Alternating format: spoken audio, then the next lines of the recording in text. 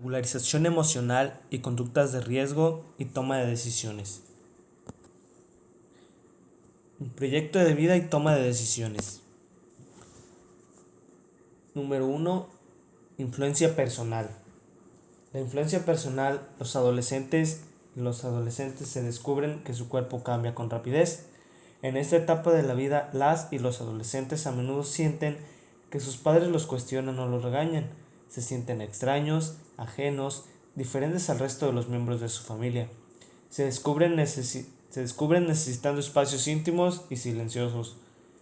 Notan que ya no les funcionan de todo aquellas reglas que les parecían normales.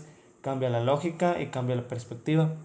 Los adolescentes y las adolescentes se saben útiles y fuertes, anhelan mostrar sus capacidades productivas y desean participar en equipos de reflexión y debate, en talleres que les abran oportunidades de convertirse en aprendices inteligentes.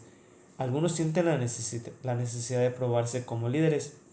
Junto con los espacios de trabajo, necesitan lugares seguros para el juego y la convivencia, así como espacios para aprender a relacionarse como adolescentes de igual a igual. Punto número 2. La influencia familiar. La influencia familiar, la plenitud, la fuerza y el intenso movimiento de cambio y reflexión que caracteriza la vida del adolescente pone a prueba el equilibrio familiar. Por una parte, las madres y los padres tienen que enfrentarse al hecho de que sus hijos paulatinamente están logrando su propia autonomía. Entonces, tienen que imaginar nuevas maneras de relacionarse con ellas y ellos. Tienen que ajustar algunas de las reglas de la casa y tienen que eliminar otras que ahora carecen de sentido. Esta situación se complica pues no todos los padres están preparados para hacer estos ajustes y cambios. No todos saben cómo hacerlos y algunos no están dispuestos a hacerlos. Por su parte, los jóvenes no siempre tienen la asertividad y la paciencia suficiente para elegir los momentos de diálogo, para explicar sus deseos, para exponer sus puntos de vista o para escuchar a sus padres. Esto nos quiere decir que la influencia familiar forma una, un vínculo muy importante, ya que de este punto parte la necesidad del adolescente en sentir el apoyo de los padres, ajustando sus reglas y sus modos de llevar a cabo la convivencia a lo que el adolescente está sintiendo o la necesidad que tiene de sentirse importante. La influencia social. Al llegar a la adolescencia, los jóvenes y las jóvenes se incorporan con plenitud a la vida social, con toda su belleza, riesgos y complejidades. Esta es la sociedad donde los adolescentes encuentran motivos para expresarse, para comunicarse, para formular sus más preciadas preguntas, para jugar y aprender, para diseñar proyectos. La sociedad es para las y los adolescentes lo mismo que el aire para las aves, una fuerza que impulsa y al mismo tiempo que sostiene. Como todo aprendizaje ocurre con contrastes, las y los adolescentes enfrentan sus ideas, valores y costumbres a los valores, ideas y costumbres de otros grupos y de otras familias, de otras culturas diversas. No es que necesariamente rechacen lo que aprendieron en sus familias, es que quieren depurarlo, quieren tomar lo mejor que tienen y dejar atrás lo que ya no responde a lo que necesitan como personas autónomas. En este punto, el adolescente trata de formar su personalidad, de aprender de todos los lados posibles, ya sea de nuevas culturas, de nuevas familias, nuevas reglas, nuevos ejemplos, incluso tomando lo mejor de que ha aprendido de su familia y así conjuntar él todo su aprendizaje en una personalidad y explotarla ante una sociedad.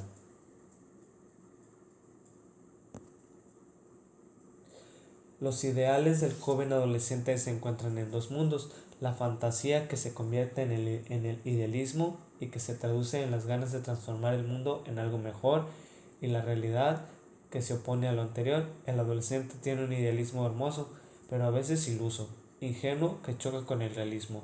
No ha aprendido a renunciar, a ajustar el mundo de lo ideal al limitado y estrecho mundo de lo real, resultando muchas veces una inconformidad dolorosa. Estos ideales siempre mantienen al joven en una idea de un mundo perfecto. Tienen, creen que tienen el mundo en sus manos, que con lo que saben ellos pueden hacer lo que sea y pueden dominar en donde sea, teniendo que enfrentarse a un mundo muy diferente al momento de la realidad, ya que carecen de muchas cosas, se carecen de muchos suministros, los cuales no los llevan o no les llevan el camino fácil a lo que ellos quieren lograr. El joven se deberá preparar con la ayuda de los adultos a su alrededor para enfrentar esta doble realidad, es decir, para aprender a manejar esta dicotomía. Ser solamente idealistas es estar en un extremo falso. El que disfraza o niega la realidad se hace una trampa, se causa daño. El joven deberá tomar conciencia de que está empezando a asumir su vida y que las decisiones que tome repercutirán sobre su futuro. Deberá ser como qué capacidades cuentan y qué limitaciones podrían dificultar a lo largo de sus metas. Este punto nos señala que el joven debe de madurar en su manera de pensar y de ver las cosas. Tiene que hacerse responsable de sus acciones en el presente para que pueda disfrutar de sus resultados en el futuro. Cada acción que el joven realice va a presentar un cambio, ya sea positivo o negativo, en su futuro. Así que el joven desde la adolescencia debe empezar a pensar en su futuro y a tomar las decisiones correctas que le puedan llegar a alcanzar la meta que él quiere para su futuro.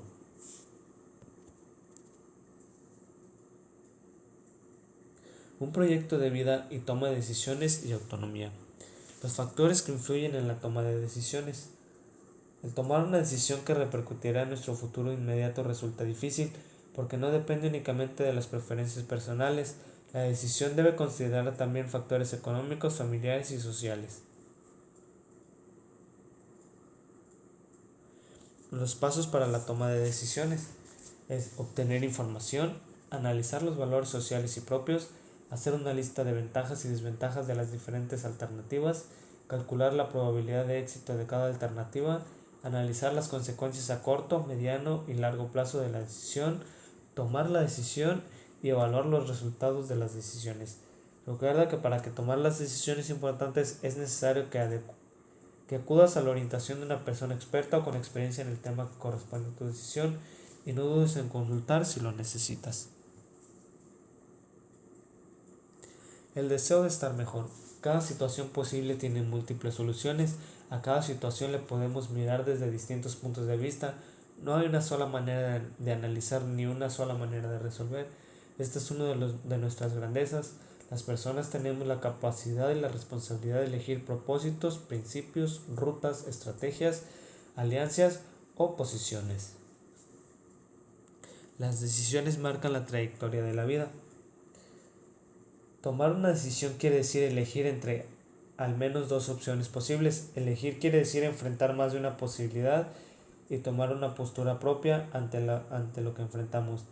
Las decisiones que se toman durante la adolescencia trascienden. Esto quiere decir que marcan las siguientes etapas del curso de la vida. Quiere decir que sus consecuencias se manifiestan a través del tiempo, en la juventud, la madurez e incluso en la vejez. El proyecto de vida puede convertirse en un marco vital que permita a las y los adolescentes tomar las mejores decisiones, las informadas, las más debatidas, las más reflexionadas, las decisiones que más apoyen y propicien la cristalización de sus anhelos, de sus planes y de sus ilusiones.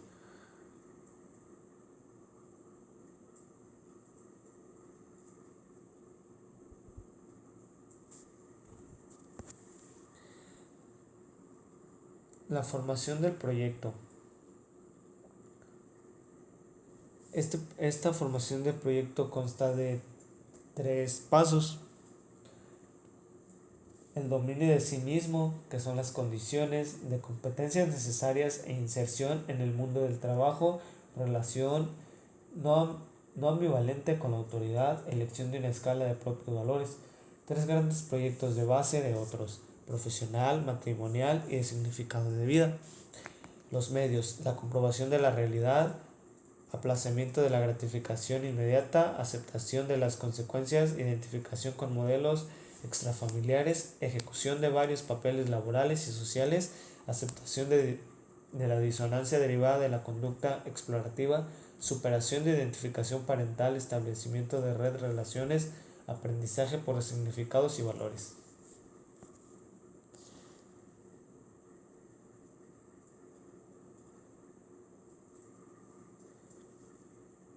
La identidad y el proyecto de vida. Existe una relación entre las aspiraciones y metas que los adolescentes tienen para su futuro y su conducta frente a las situaciones de riesgo para su vida. Aquellos con expectativas más altas desarrollan conductas protectoras que les evitan los riesgos tanto en su vida sexual como en el consumo de psicoactivos. Planear la vida permite ubicar una forma más clara de sus posibilidades dentro de un contexto real.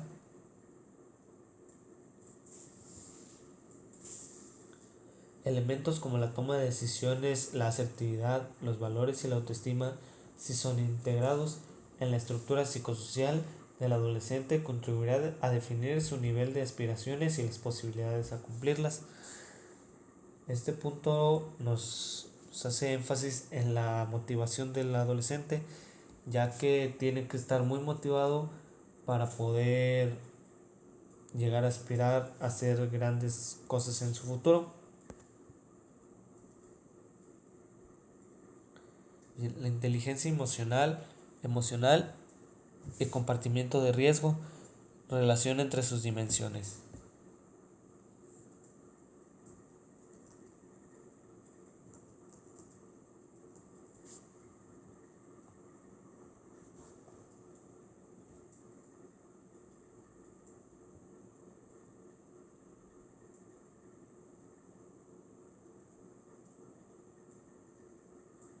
Según la literatura científica, las habilidades autopercibidas por el individuo en inteligencia emocional pueden funcionar como amortiguador en la asunción de riesgos tales como participar en actos que atenten contra la salud y la integridad física, apostar grandes cantidades de dinero en juegos de azar, manifestar actitudes que pongan en riesgo la imagen social, etc. Este punto cuida mucho la imagen del adolescente o del futuro adulto, ya que controla sus impulsos y los ayuda a tener en cuenta todo lo que él quiere y todo lo que quiere lograr. Como primer punto es la autoeficacia de Albert Bandura. ¿Crees en ti mismo? Hace una pregunta. Para entender qué significa la teoría de autoeficacia, se formula una pregunta, que es ¿crees en ti mismo? La autoeficacia es un concepto que introdujo Albert Bandura, un psicólogo ucraniano canadiense que nació en 1925. La autoeficacia o la creencia en tus habilidades para tratar con las diferentes situaciones que se presentan juega un rol importante no solamente en la manera de sentirse respecto a un objeto o tarea.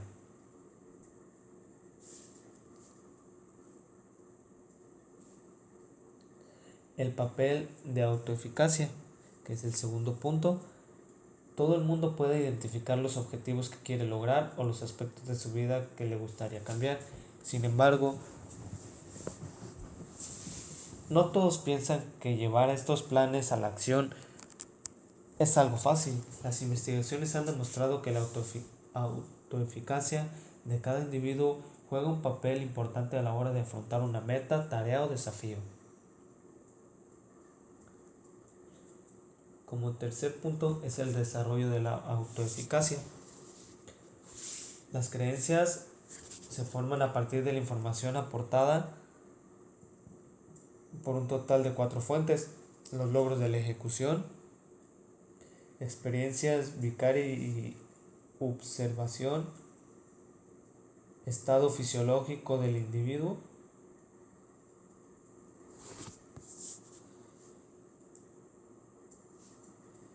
los cuales vamos a desglosar en esta parte. El punto número 1 serían los logros de la ejecución.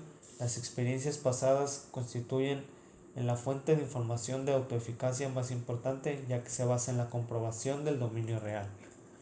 Las experiencias vicaria u observación. El modelo es importante, ya que al ver o imaginar a otras personas ejecutar exitosamente ciertas actividades, una persona puede llegar a creer en que él mismo posee las capacidades suficientes para desempeñarse como, con igual éxito.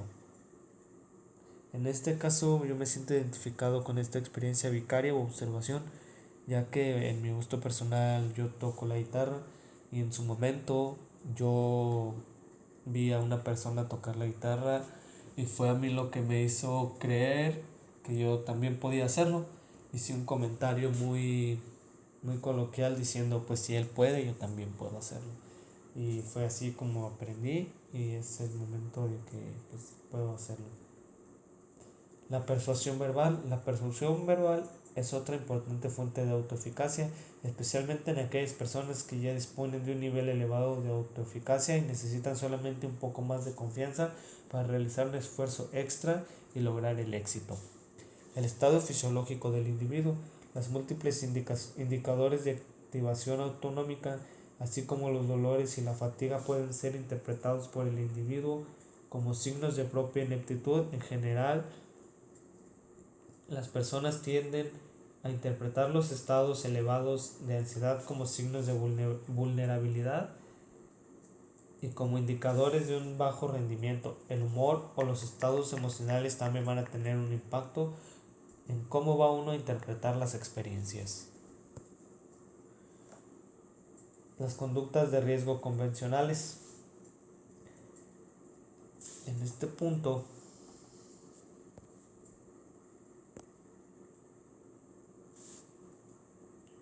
vamos a ver lo que son 7 conductas de riesgo convencionales. Vamos a ver en el primer punto la definición. En el punto número 2, la adolescencia predominante de dicha y el riesgo, factores de protección, conductas de riesgo, abordaje teórico y promoción de fortalezas ausentes. Bien, la definición. Los adolescentes tradicionalmente han sido considerados población saludable. Las tasas de mortalidad y mortalidad son relativamente bajas si se comparan con otros grupos de edad. Sin embargo, al analizar las principales causas de mortalidad y los orígenes de estas, aparece una nueva forma de considerar el estado de enfermedad en la que se incluyen los factores y conductas que amenazan el bienestar y la salud de los individuos. Durante la adolescencia se establecen las conductas de riesgo que se pueden extender a la edad adulta. Es preciso distinguir entre los que son transitorias y facilitan el desarrollo del joven a las que pueden llegar a ser problemáticas. El punto número 2, que es adolescencia predominante, dicha y de riesgo. El periodo de desarrollo de la adolescencia es enmarcado por la exploración y los comportamientos justamente generados de riesgo, los mismos que pueden comprometer la salud, la supervivencia y el proyecto de vida del individuo.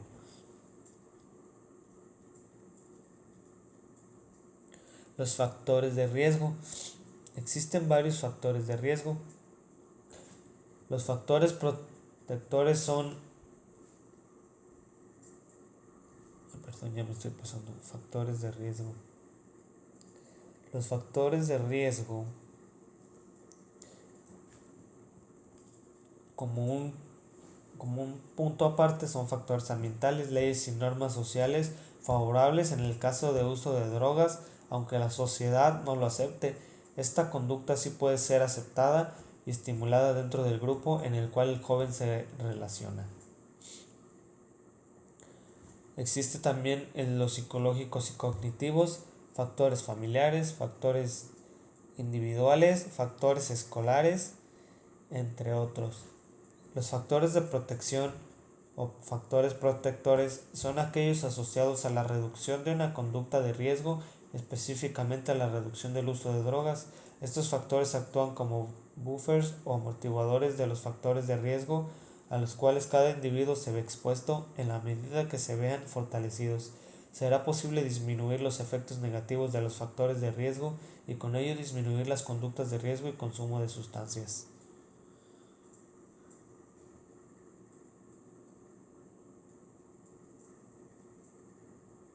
Las conductas de riesgo. De igual manera existen varias conductas de riesgo seleccionadas, como lo es la violencia. La agresividad puede considerarse que es una característica de la naturaleza humana y ha sido esencial en la evolución y supervivencia de las especies.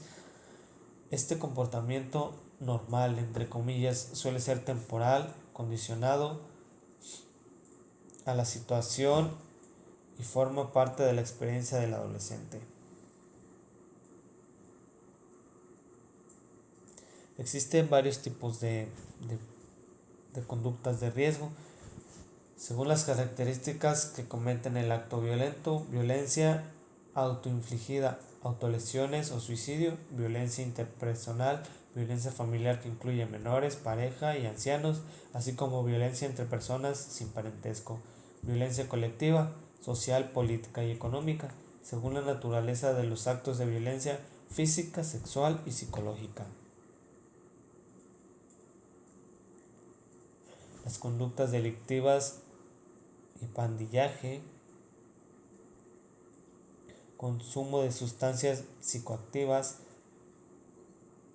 que van desde la tolerancia a la abstinencia y la dependencia de las mismas sustancias. Desórdenes alimenticios, que más adelante los vamos a abordar. La deserción escolar, que es un problema que se ha tratado de erradicar, pero tristemente continúa aumentando en sus números, mayor casos de deserción escolar.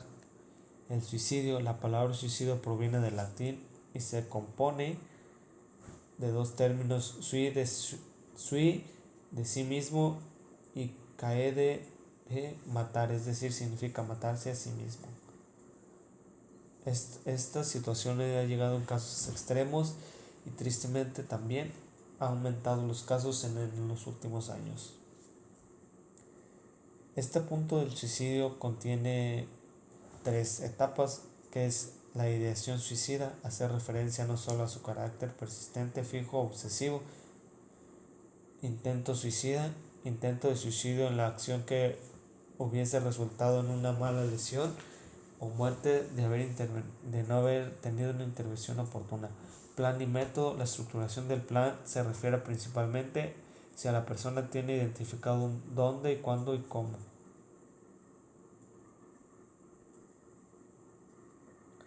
Accidentes de tránsito, que son muy comunes bajo la influencia de sustancias psicoactivas,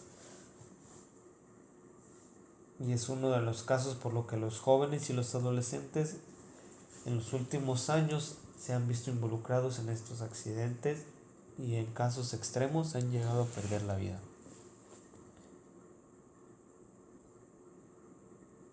Bien. El abordaje teórico: teoría del riesgo. Para Leumann, el concepto de riesgo se refiere a la posibilidad de daños futuros debido a las decisiones particulares. Teoría de protección y resiliencia. Teoría de desarrollo juvenil positivo. Como siguiente punto es la promoción de fortalezas ausentes. Como una técnica de la psicoeducación, construye una técnica sencilla para conservar acerca de riesgos y factores protectores. Después de la evaluación de los mismos, esta técnica agrega la contextualización respecto a los adolescentes individual y su cotidianidad. La consejería es aquella profesional, no consejo, sino que orienta y ayuda al adolescente a aclarar y o a buscar soluciones propias después de reflexionar. Entrevistas motivacional: es un grupo de habilidades de entrevista estructurada que ayuda a los pacientes a avanzar a las etapas de un cambio.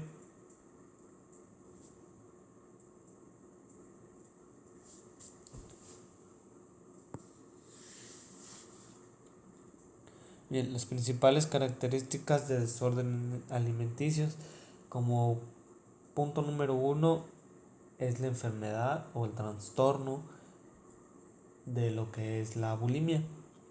Este trastorno consta de varios puntos específicos.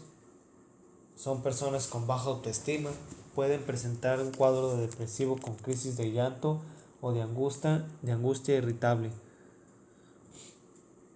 incluso con ideas suicidas.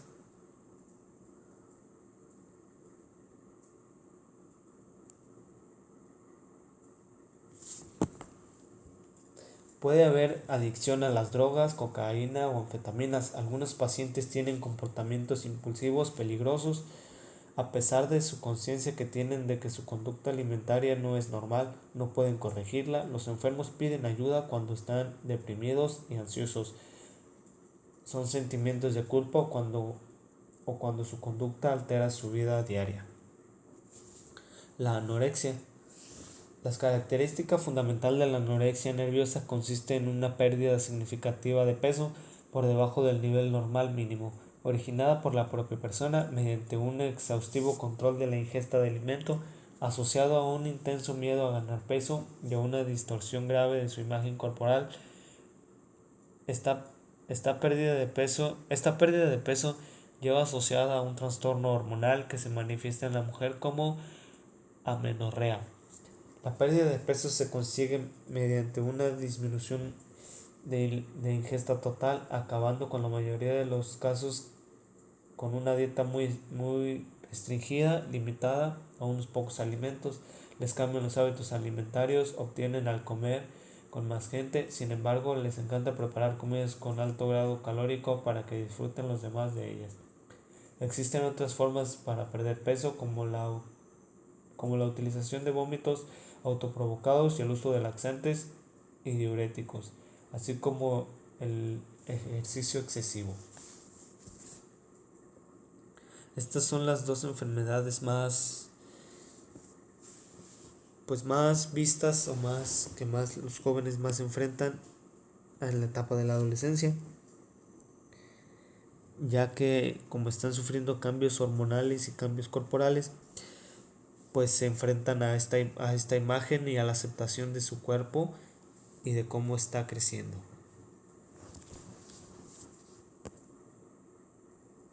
Bien. De la misma manera existen varios tipos de violencia. La violencia física, sexual y psicológica, que vamos a desglosar en esta parte.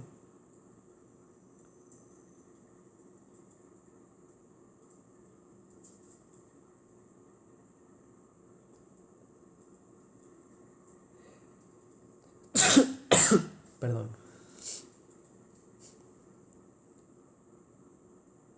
Bien, la violencia física es toda aquella conducta o acción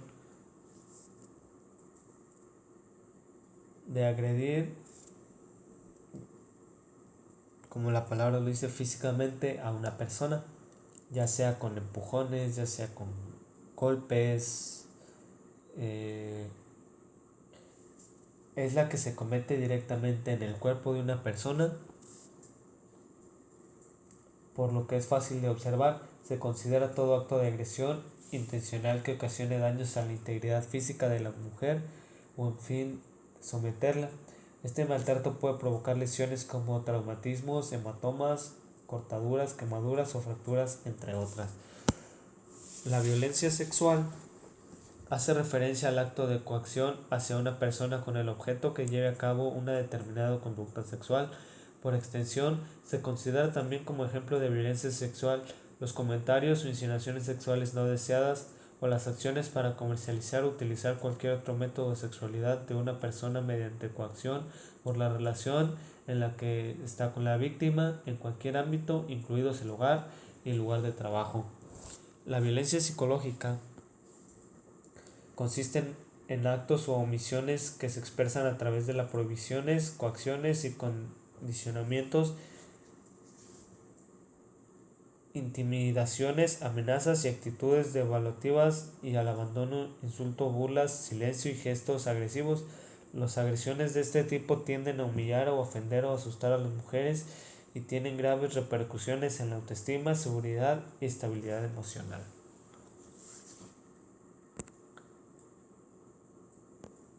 Bueno, y de mi parte sería todo. Y Mi nombre es Cristian Yair Sánchez Hernández y este fue mi tema de exposición.